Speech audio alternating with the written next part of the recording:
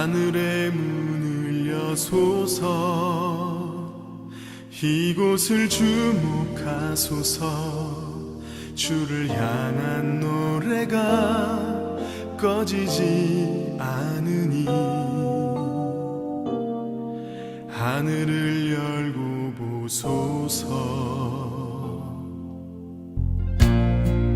이곳에 임재하소서 주님을 기다립니다 기도의 향기가 하늘에 닿으니 주여 임재하여 주소서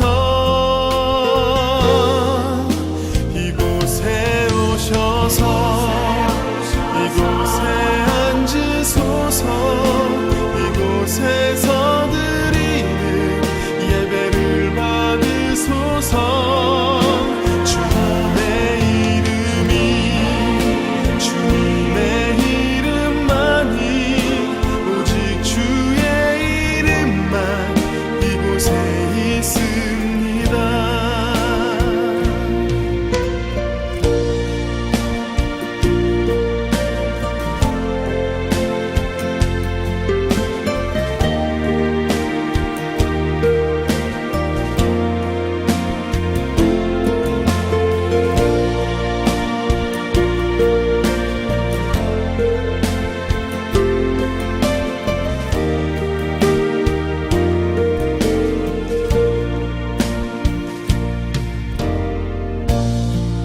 하늘의 문을 여소서 이곳을 주목하소서 주를 향한 노래가 꺼지지 않으니 하늘을 열고 보소서 이곳에 임재하소서 주님을 기다립니다 기도의 향기가 하늘에 닿으니 주여 임재하여 주소서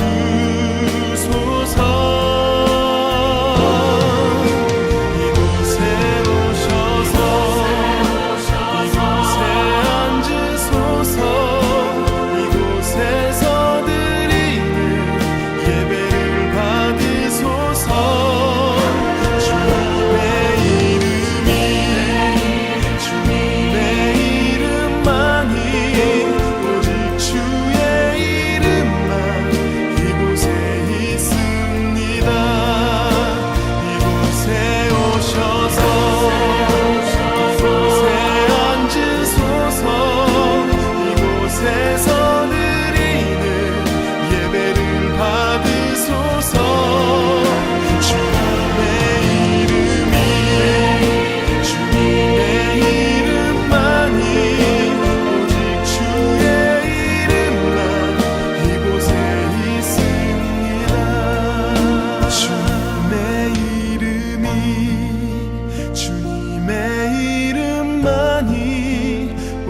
주의 이름만 이곳에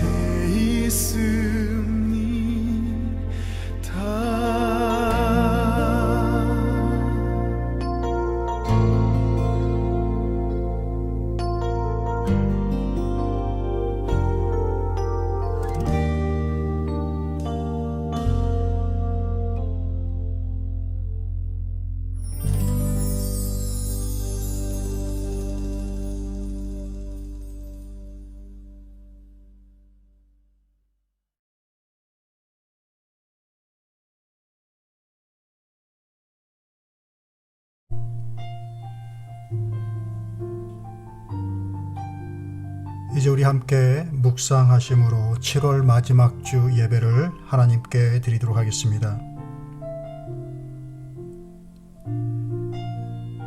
여호와여, 내가 주께 피하오니 내가 영원히 수치를 당하게 하지 마소서. 주의 의로 나를 건지시며 나를 풀어주시며 주의 귀를 내게 기울이사 나를 구원하소서. 주는 내가 항상 피하여 숨을 바위가 되소서.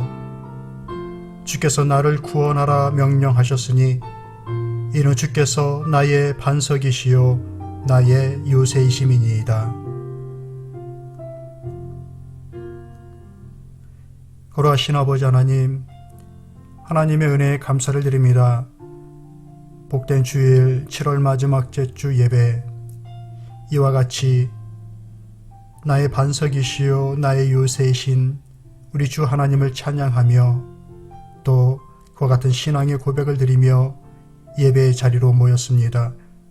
드려지는 이 예배를 받아주시고 저희들에게는 한량없는 은혜로 채워지는 그 놀라운 은혜를 더하여 주옵소서. 예수님의 이름으로 기원하옵나이다.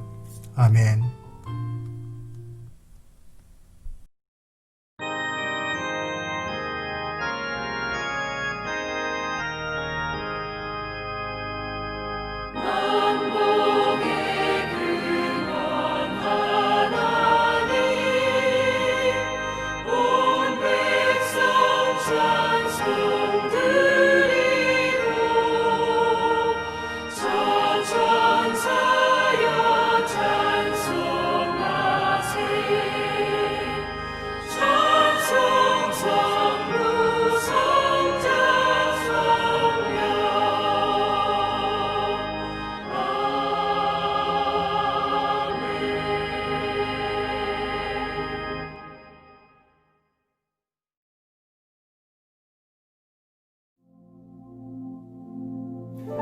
전능하사 천지를 만드신 하나님 아버지를 내가 믿사오며 그 외아들 우리 주 예수 그리스도를 믿사오니 이는 성령으로 잉태하사 동정녀 마리아에게 나시고 본디오 빌라도에게 고난을 받으사 십자가에 못 박혀 죽으시고 장사한 지 사흘 만에 죽은 자 가운데서 다시 살아나시며 하늘에 오르사 전능하신 하나님 우편에 앉아 계시다가 저리로서 산 자와 죽은 자를 심판하러 오시리라. 성령을 믿사오며 거룩한 공회와 성도가 서로 교통하는 것과 죄를 사하여 주시는 것과 몸이 다시 사는 것과 영원히 사는 것을 믿사옵나이다. 아멘.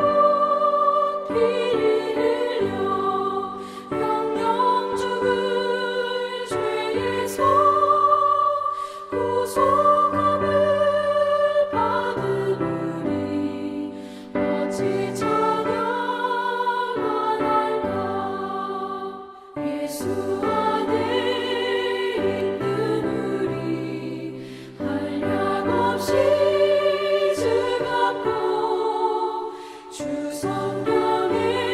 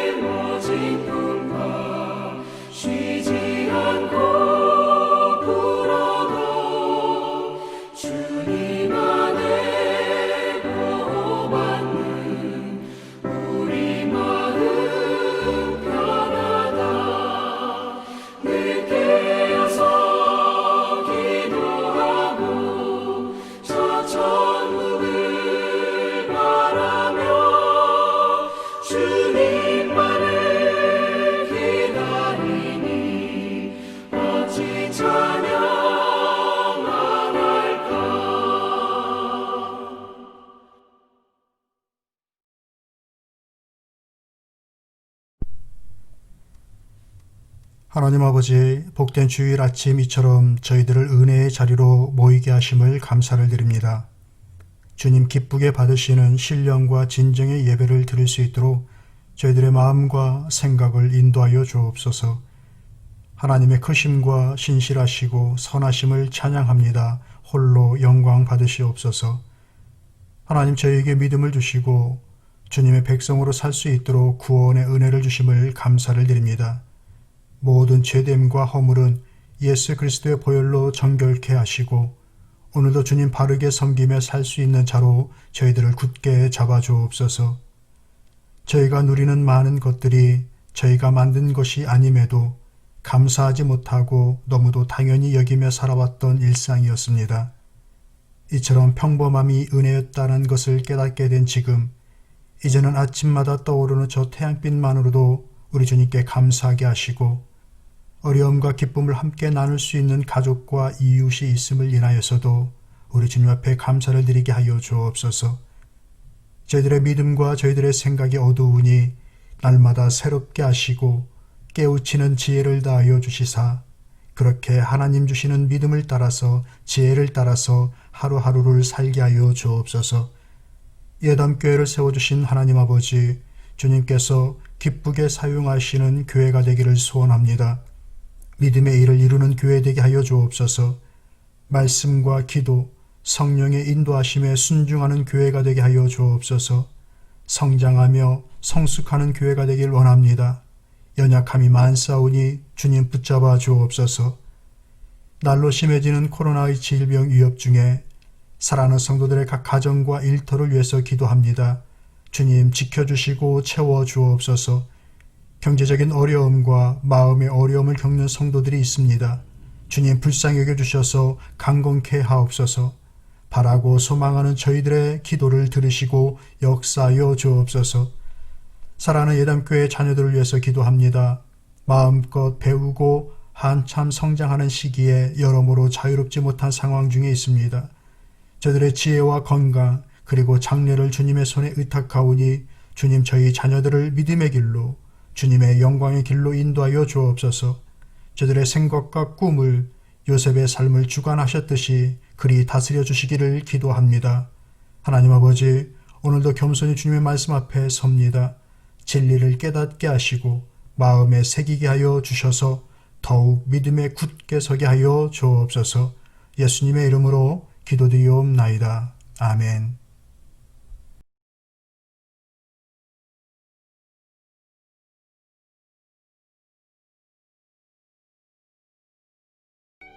그런즉 어찌하리요? 우리가 법 아래에 있지 아니하고 은혜 아래에 있으니 죄를 지으리요? 그럴 수 없느니라. 너희 자신을 종으로 내주어 누구에게 순종하든지 그 순종함을 받는 자의 종이 되는 줄을 너희가 알지 못하느냐?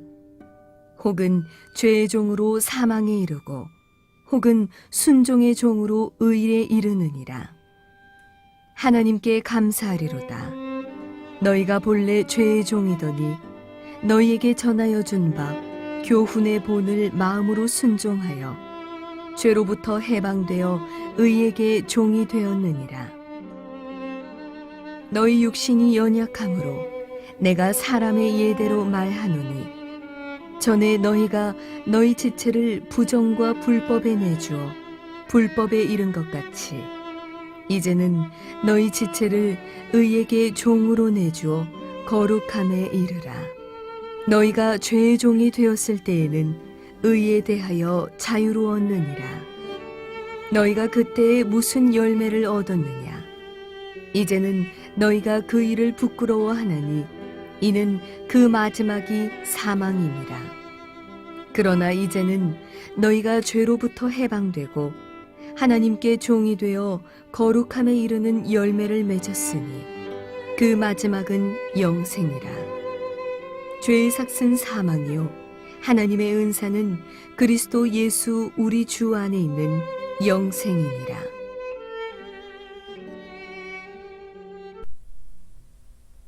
순종, 성도의 열매라는 말씀의 제목으로 여러분과 함께 은혜를 나누도록 하겠습니다.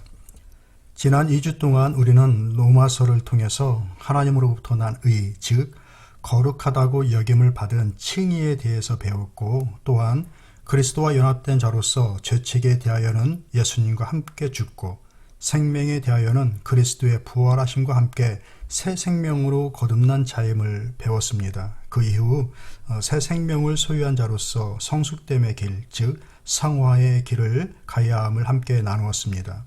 오늘은 그 연장으로 성숙한 자의 삶의 특징에 대해서 함께 말씀을 나누고자 합니다.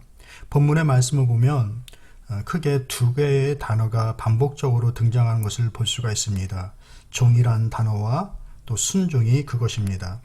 그리고 이 두 단어는 서로에게 연결되어져 있습니다. 무슨 뜻인가 하면 종은 순종을 유고받고 또 순종은 알고 했던 모르고 했던지 간에 그 순종의 대상에 종이 된다는 의미입니다.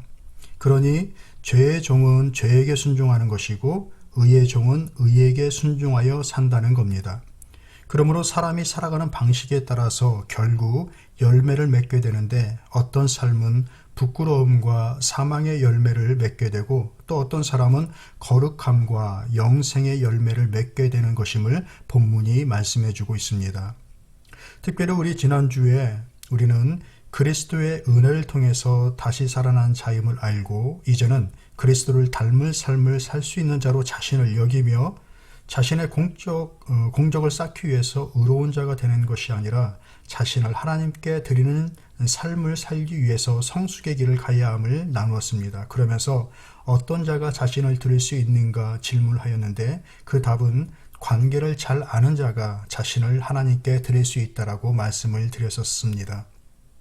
하나님을 주로 고백한다면 나는 기꺼이 그의 종임을 아는 자, 종임을 자처하는 자, 하나님을 나의 창조자로 고백한다면 나는 그의 만드신 피조물임을 아는 자, 하나님이 나의 공급자로 고백한다면 내게 주어진 것을 그를 위해 쓰는 자로 자처하는 자, 그가 나를 살리셨다면 주어진 생명, 그를 위해 사용하고자 하는 자, 나의 몸이, 나의 삶이 나의 주, 나의 창조주, 나의 공급자, 영원한 생명의 주이신 그분의 뜻을 이루기 위해 쓰여지도록 자신을 드리는 것이 성숙의 길이었고 모든 성도가 이 길을 가는 자라고 하였습니다. 구약의 성도, 신약의 성도, 그 모든 성도들이 함께 이 길을 가는 자들이었다라고 말씀을 나눴던 겁니다. 바로 이처럼 자신을 드리는 것이 순종입니다. 그렇다면 우리가 주께 순종하는 것이 왜 중요하고 또 순종해야 할 이유는 무엇인지 좀 더 깊이 살펴보겠습니다. 먼저는 순종이 보은의 신앙이기 때문에 그렇습니다. 본문의 말씀 14절에서부터 15절까지의 말씀 보면 이렇습니다. 죄가 너희를 주장하지 못하리니 이는 너희가 법 아래 있지 아니하고 은혜 아래 있음이라. 그런즉 어찌하리요? 우리가 법 아래 있지 아니하고 은혜 아래 있으니 죄를 지으리요? 그럴 수 없느니라. 보은이란 은혜에 보답한다는 의미입니다. 왜 우리가 은혜에 보답을 해야 할까요? 그것은 하나님으로부터 우리가 은혜를 받았기 때문 아니겠습니까? 우리를 죄의 책임 아래 있지 않게 하였습니다. 그 대신에 그리스도의 보혈의 의뢰 안에 두어 죄의 용서를 받게 하였습니다. 성도는 모두 이 은혜 안에 놓여 있는 자들입니다. 그렇다고 한다면 죄의식할 필요 없이 더욱 죄를 짓고 살아도 되는 것일까요? 그럴 수는 없다라는 겁니다. 그러면 어떻게 해야 할까요? 이제 성도는 그 은혜, 바로 예수 그리스도의 성육신과 십자가의 그 은혜가 어떤 것인지 아는 자이니 이 은혜에 보답하며 살아가야 된다라는 것입니다. 여러분, 우리가 자녀를 양육할 때 그 자녀들을 자신의 법 아래 두고 양육을 하십니까? 아니면 사랑, 즉 은혜 아래 두고 양육을 하십니까? 모르긴 몰라도 가정마다 나름대로의 규칙과 또 중요하게 생각하며 양육하는 덕목들이 있을 겁니다. 원래 법이라는 것은 법에 대한 순종을 가르칠 뿐만 아니라 그 법을 어길 때에 거기에 대한 형벌이 또한 마련되어 있기 마련입니다. 그런 규칙 아래 자녀를 양육한다 하더라도 자녀들이 그것을 어겼을 때에 가정에서 쫓아낸다거나 호적에서 지워버리는 그런 분들이 계신가요? 우리들의 대부분은 그렇지 않을 겁니다. 왜 그럴까요? 우리는 우리의 자녀들을 내 자신의 또 부모의 법 아래 두면서 양육하는 것이 아니라 내 은혜, 내 사랑 안에 두고 지도하고 양육하기 때문에 그런 것 아니겠습니까? 이처럼 우리는 하나님의 사랑스러운 자녀가 된 자들입니다. 그것이 성도입니다. 자녀가 철이 들면서 부모의 말씀에 순종하고 따르는 것은 부모의 법이 무서워서가 아닙니다.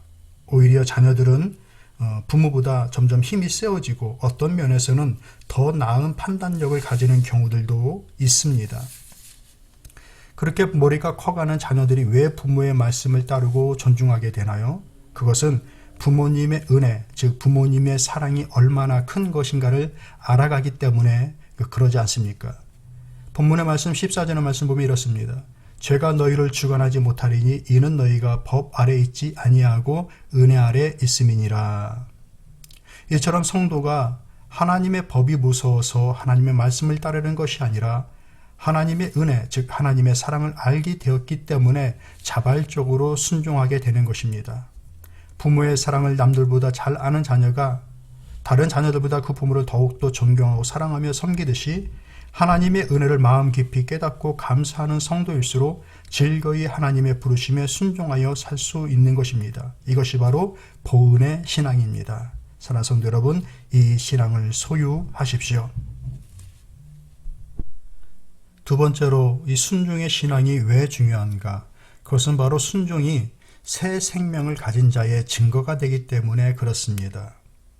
본문 20절 말씀 보면 너희가 죄의 종이 되었을 때에는 의에 대하여 자유로웠느니라 라는 말씀이 나옵니다. 이 말씀은 너희가 죄의 종이 되었을 때에는 의에 대한 모습을 찾아볼 수가 없었다라는 의미입니다. 우리가 죄의 종이 되면 의를 행할 수가 없는 사람이 된다는 뜻입니다. 그렇다면 사랑하는 성도 여러분, 역으로 우리가 어떻게 죄의 종된 자리에서 자유로울 수가 있을까요?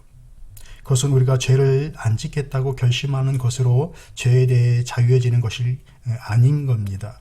예를 들면 에베소 4장 25절 말씀 그 이하로 보면은 하나님을 닮는 성도의 삶에 대해서 말씀을 해주고 있습니다. 거기에 보면 이렇습니다. 거짓말하는 사람들에게 거짓말을 말고 참말을 말하라고 얘기를 합니다. 전에 도적질하는 사람들에게 이제 더 이상 도적질하지 말고 오히려 다른 사람들을 돕는 구제의 사람이 되라고 당부를 합니다. 더러운 말을 하고 살았던 사람들에게 그 더러운 말을 입 밖으로 내지 말고 덕을 세우는 선한 말을 하는 삶을 살라라는 말씀이 나옵니다. 즉 쓴물을 내던 입이 쓴물을 그치는 것으로 만족하는 것이 아니라 단물을 낼 때 말씀을 따르는 것을 증명하게 되는 겁니다. 남의 것을 빼앗던 손이 그 빼앗는 것을 멈추는 것으로 만족되어지는 것이 아니라 자신의 것을 나눌 수 있을 때 하나님의 말씀을 따르며 그 말씀의 다스리심을 받고 있다라는 증거가 된다라는 겁니다. 저는 얼마 전에 한국의 한 시사 프로그램에서 이런 모습을 봤습니다. 4대강 사업을 통하여서 한국의 강에 그 각각 볼을 설치했던 적이 있었는데 그 이후에 뭐 긍정적인 요소도 있겠지만 그 부정적인 요소로 하나 나타난 게 많은 강 구역에서 그 녹조 현상이 나면서 강이 이렇게 썩어가는 그 죽어가는 이제 그런 현상이 났었던 것을 우리 모두가 알고 있죠. 그런데 몇 년 전에 그 몇 개의 볼을 개방하고 약 3년이 지난 후부터 강물이 살아났다라는 그 보도를 하는 것을 보았습니다. 녹조 현상으로 온통 썩었던 강물 때문에 어느 때는 매일 수십만 마리의 물고기가 죽고 그것을 처리해야 됐었고 진흙밭이 다 그냥 원래는 모래밭이었는데 진흙밭이 되어져서 물고기가 더 이상 살 수 없고 거기 안에 있는 생물들이 다 떠나버렸던 이제 그런 모습들을 보였었는데 볼을 개방하고 난 이후에 진흙밭이 다시 모래밭이 되어지고 그러면서 물고기가 헤엄치는 강으로 다시 살아난 모습을 화면으로 볼 수 있었습니다. 강물이 살아났다라는 것을 증명하는 것이 무엇일까요? 단순히 물이 깨끗해졌다라는 것이 물이 살아났다라는 것을 증명해 주는 것은 아닐 겁니다.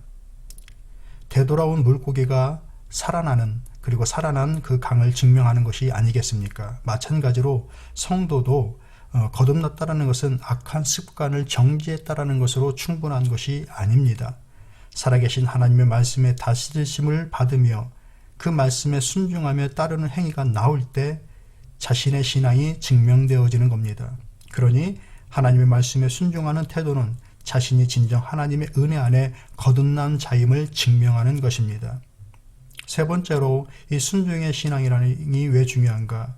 이것은 의에 대한 순종의 결과, 그 열매가 생명이기 때문에 그렇습니다. 이것을 지금 본문 21절에서부터 23절까지 전하여주고 있는 내용입니다. 본문의 말씀 보면 사람은 다 무엇인가에 영향을 받고 살아간다는 것을 알 수가 있습니다. 본문 말씀대로 적용한다면 인간은 다 종이라는 겁니다.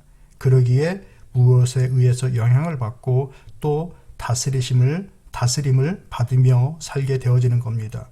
어떤 사람은 명예에, 또 어떤 사람은 권력, 물질, 사랑, 또 온통 자녀의 문제가 그것으로 지배를 받고 살아가는 사람, 혹은 즐거움과 쾌락을 쫓는 사람, 타인의 관심이 주가 되어지는 사람, 인기, 또 선행, 학문적인 연구, 또 신앙, 각자 많은 사람들은 자신들의 선호하는 것들에 따라서 거기에 매여서 심해지면 주종의 관계로까지 이어지며 거기에 영향을 받고 지배를 받고 살게 되어지는 것이 인생의 모습인 것이죠. 21절 말씀 보면은 너희가 그때 무슨 열매를 얻었느냐? 이제는 너희가 그 일을 부끄러워하나니 이는 그 마지막이 사망이니라 라고 하였습니다. 죄의 종된 삶의 열매의 마지막은 사망입니다. 아무리 첫 맛이 달콤해도 죄의 결과는 사망입니다. 모든 악의 열매는 결국 무너지며 사망으로 끝이 납니다. 그런데 21절의 말씀은 최종적으로 죽는다는 사실만 강조하는 것이 아닙니다.